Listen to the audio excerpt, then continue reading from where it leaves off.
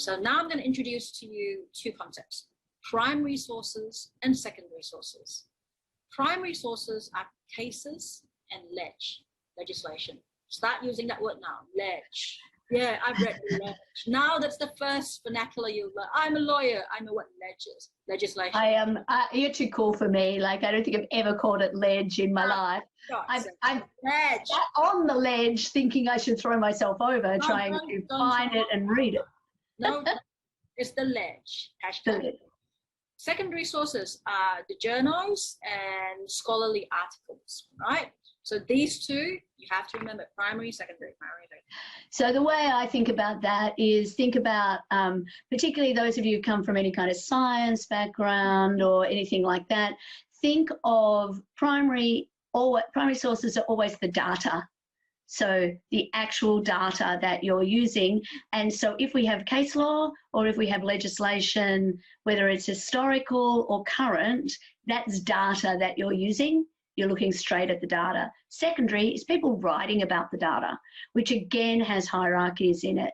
So we have peer-reviewed scholarly journals, but actually, frankly, in law, a judge writing or speaking about a case probably ranks higher than a researcher if it's a judge in the right jurisdiction. So again, it's not quite as straightforward as it otherwise would be, but I know Justice Kirby, for example, writes a lot or has spoken a lot before he retired, actually, and since, about legal writing and how to write well as a lawyer.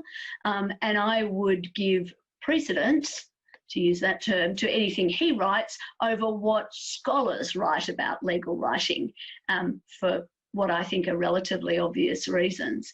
But then you'll also find actually another source, particularly in really modern areas, will be law firms. Law firms will write about particular areas or particular cases.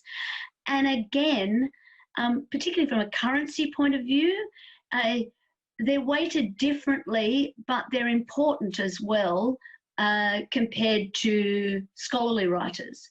Scholarly writers will take a whole lot of data and write about it, and synthesize it together in a way that the law firms probably can't.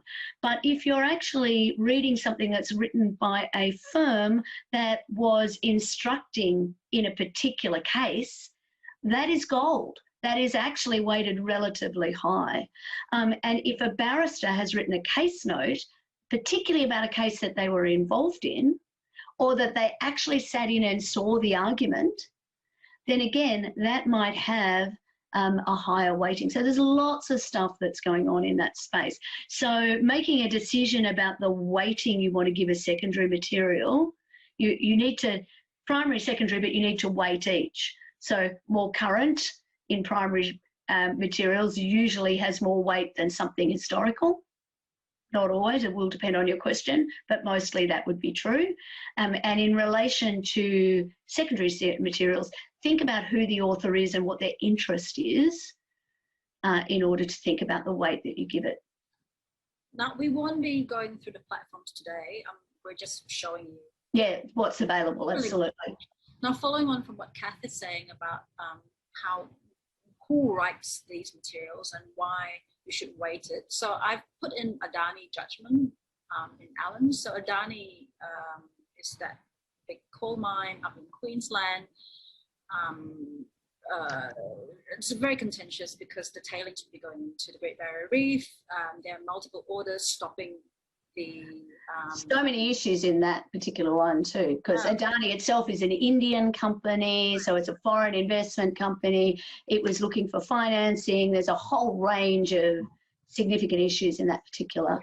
One of the cases I remember about Adani, there are numerous Adani cases, right? So environmental groups were taking it to court, unions were taking it to court, just multiple actions. But one of the case was that in 2016, they had to stop all their construction because there was a skink, a lizard, which was in one of the swamp areas, which was going to have a rail and a jetty built directing to Great Barrier Reef. And because of this lizard, the construction was stopped. So now how do I know this? because I'm a nerd, don't worry about that. You can look what I'm doing there in Google. I put in Adani judgment Allens. I knew Allens wrote about this. Allens is one of the top firms in Australia. And going back to what Cath is saying about how law firms write about matters that they have carriage on. So I can look at that and you can click on that and they go, there you go. And they talk about the guide to climate change because they were involved in that. Yeah. So you can look at that and go, oh, interesting. Again, talking about sides, right? Law, as black and white as it is, it's always about sides. The evidence coming from this side and evidence coming from the other side. And it goes back to when I spoke about how I show my homework to a still going to judge and two different answers come like, oh my God, what's going on? Yeah, I'm interested you say black and white. I think ultimately it's a spectrum of grey.